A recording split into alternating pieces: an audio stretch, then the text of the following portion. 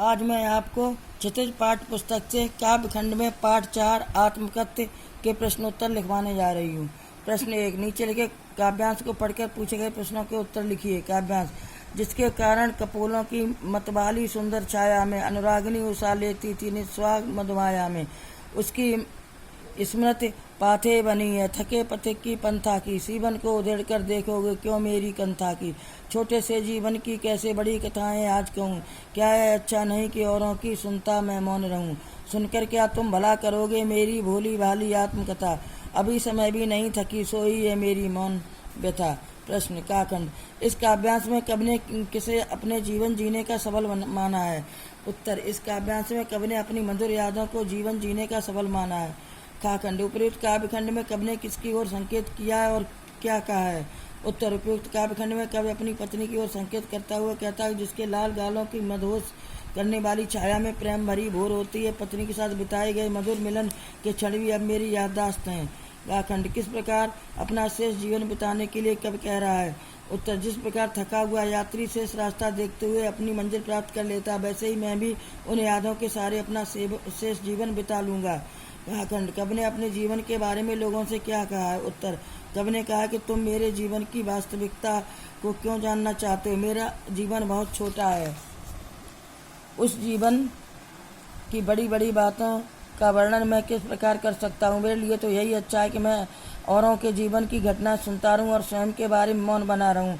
अड़ाखंड: निम्नलिखित शब्दों के अर्थ लिखें। शब्द अर्थ: अरुण कपोल, लाल गाल, मतवाली मधोश करने वाली, अनुरागिनी उषा, प्रेम भरी सुबह, पंथा रास्ता।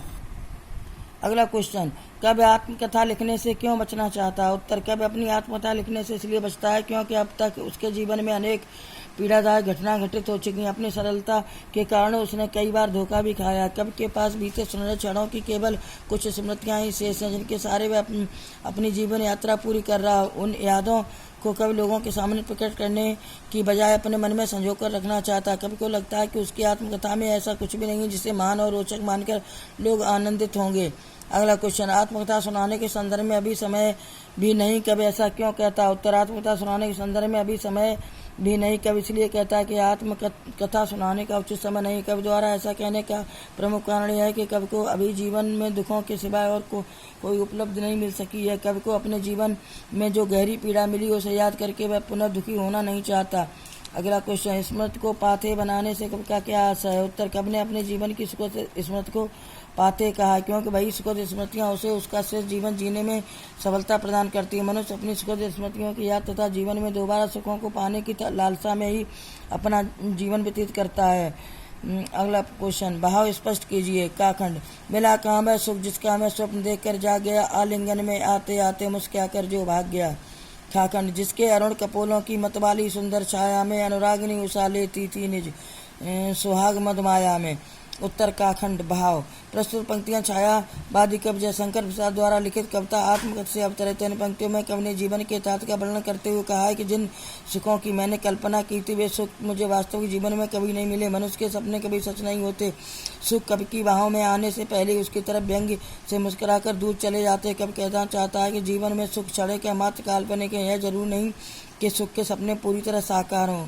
काखंड भाव: प्रस्तुत काव्यांश छायावादी कवि जयशंकर प्रसाद द्वारा लिखित आत्मकथा कविता से उद्धृत है। कवि ने इन पंक्तियों में अपने जीवन के सुखद क्षणों को की अभिव्यक्त की है। यही सुखद क्षण उसके जीवन का सबल है। उन्हीं सुखों की मदहोश करने वाली यादों में प्रेम भरी सुबह का इंतजार करता रहता है। अपनी पत्नी के साथ बिताए गए मधुर क्षणों को वह भूल नहीं पाता। अगला क्वेश्चन: उज्जवल गाथा कैसे गाऊं मधुर चांदनी रातों की, कथन के माध्यम से कवि क्या कहना चाहता है? उत्तर: प्रस्तुत कथन के माध्यम से कवि कहना चाहता है कि वह अपने जीवन के सुखद क्षणों का वर्णन किन शब्दों में करे। अपनी पत्नी के साथ बिताए गए क्षणों का वर्णन करना कवि के लिए बहुत ही मुश्किल है। वह समय सबसे सुखद था। जीवन में दोबारा ऐसे समय की कल्पना भी नहीं की जा सकती। अगला क्वेश्चन: आत्मकथा कविता की काव्य भाषा की विशेषता उदाहरण सहित लिखिए। उत्तर: जयशंकर प्रसाद द्वारा रचित प्रसिद्ध कविता आत्मकथा की काव्य भाषा की विशेषता निम्नलिखित है। फर्स्ट नंबर: खड़ी बोली का परिष्कृत रूप। इस कविता में प्रसाद जी ने खड़ी बोली हिंदी के परिष्कृत रूप का प्रयोग किया है।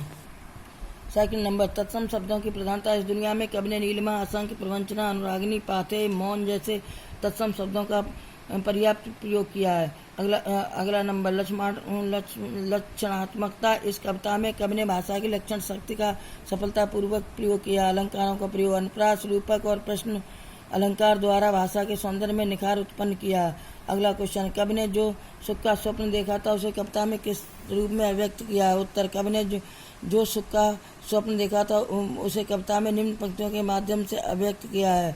फर्स्ट नंबर, उज्जवल गाथा कैसे गाऊं मधुर चांदनी रातों की, अरे खिलखिलाकर हंसते होने वाली उन बातों की। दूसरा, जिसके अरुण कपोलों की मतवाली सुंदर छाया में अनुरागिनी उषा लेती थी निस्वाग मधमाया में। अगला क्वेश्चन, इस कविता के माध्यम से प्रसाद जी के व्यक्तित्व की जो झलक मिलती है उसे अपने शब्दों में लिखिए।